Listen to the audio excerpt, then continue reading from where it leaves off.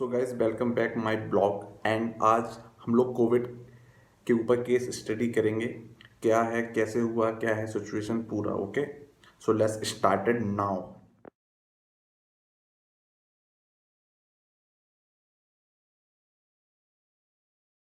सो हम लोगों को सबसे पहले सुनने में मिलता है चाइना हमसे छुपाता है, चाइना हमको खुल के बताता नहीं कि है एक्चुअल सिचुएशन क्या है।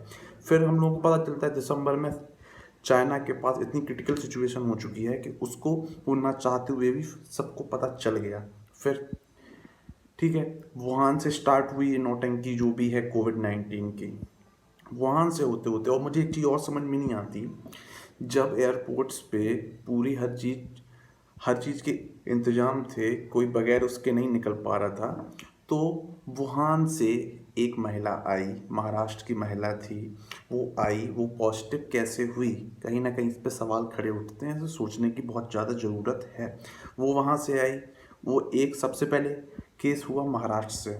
ठीक है, उसके सिचुएशन फरवरी से स्टार्ट हुई, धीमे धीमे धीमे धीमे मार्च में थोड़ी और बढ़ी, अप्रैल में तो गवर्नमेंट कहती थी कुछ नहीं, होता रहेगा होता रहेगा।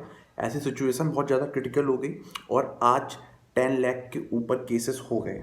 ठीक है, अब 10 लाख के ऊपर केसेस हो गए, सही भी 7 लाख के समथिंग हो गए। लेकिन ये ऐसा हुआ कि हम लोग इसको रोक सकते थे कि नहीं रोक सकते थे। ओके, आगे इस पे मैं मेंशन करूँगा। कोविड 19 से सबसे ज़्यादा ग्रसित अमेरिका है, वहाँ 40 लाख केसेस हो चुके हैं। वहाँ पे तो बहुत ही ज़्यादा, उतना अच्छा पावरफुल होते हुए भी वो लोग बिल्कुल घुटने टेक चुके हैं कोविड के सामने। उसके बाद ब्राज़ील आता, ब्राज़ील के बाद इंडिया आ रहा है। You imagine that, third number पे हैं कोविड पे हम लोग। और अगर ऐसे ही चलता रहा तो सेकंड नंबर पे आने में हमको कोई देरी नहीं। ब्राज़ील के 20 लाख केस हैं अप्रॉक्स। ठीक है, तो इंडिया भी हर आज 37,000 केसेस आए हैं इंडिया के अंदर। So very critical situation. Okay, WHO की रिपोर्ट के मुताबिक अगर समझें तो WHO ने कहा था कि फरवरी मार्च अप्रैल तक इंडिया में केस नॉर्मल ही रहेंगे, ज़्यादा तेज से नहीं बढ़ेंगे।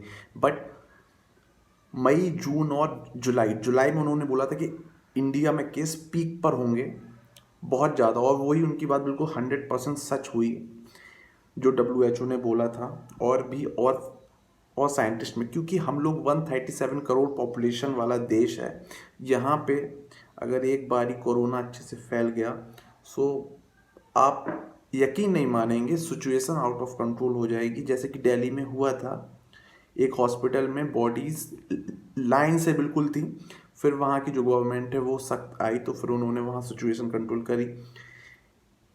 तो हम लोगों के हाथ में बस यही चीज़ है कि हम लोग लॉकडाउन कर सकते हैं और इससे ज़्यादा कुछ नहीं कर सकते।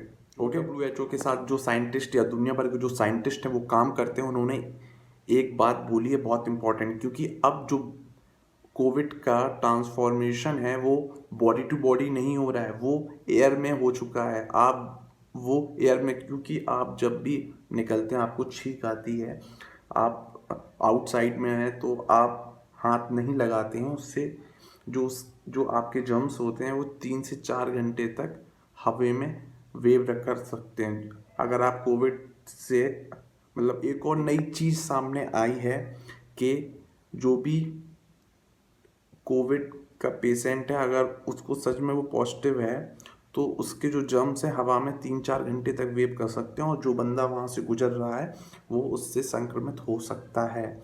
सो अब बॉडी टू बॉडी नहीं, अब हवा से भी कोविड हो रहा है। सो अगर ऐसी बाजी सच है तो ये तो बहुत ही दिक्कत हो जाएगी अगर इसके ऊपर, और सब पूरी दुनिया परेशान हो चुकी जब तक वैक्सीन नहीं आती। अब मैं वैक्सीन का आपको आगे मेंशन करूंगा। अभी अब वैक्सीन की भी कई स्टेप्स होते हैं। सबसे पहले एनिमल ट्रायल होता है, अगर वो उसमें वो वैक्सीन खरा उतरता है, उसके बाद फिर ह्यूमन ट्रायल होता है। ह्यूमन ट्रायल के बाद 6 महीने तक का टाइम दिया जाता है कि कोई उस वैक्सीन से साइड इफेक्ट तो नहीं हो रहा, तो 6 महीने का वेट किया जाता है। अगर 6 महीने बाद भी कोई साइड इफेक्ट नहीं हो रहा है वैक्सीन से, तब उसके बाद कई सारी कमेटीज़ रहती हैं, वो उस वैक्सीन को अच्छे से उसकी जांच करती हैं, इन्वेस्टिगेशन करती हैं उस पर।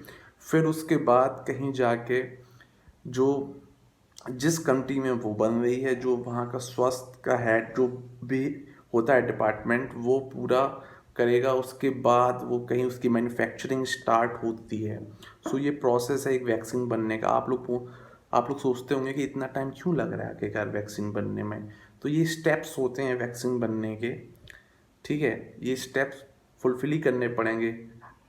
यूँ तो बनने को तो एक दिन में बन जाएगी, लेकिन उसके कुछ साइड इफ़ेक्ट तो नहीं हो रहे, कुछ दिक्कत तो नहीं हो रही। तो ये सब बहुत ज़रूरी होता है ना, इसके बाद ही उस वैक्सीन को कंफर्म किया जाता है। ये थी कोविड से जुड़ी कुछ जानकारियाँ, जो कुछ हुआ घटनाक्रम।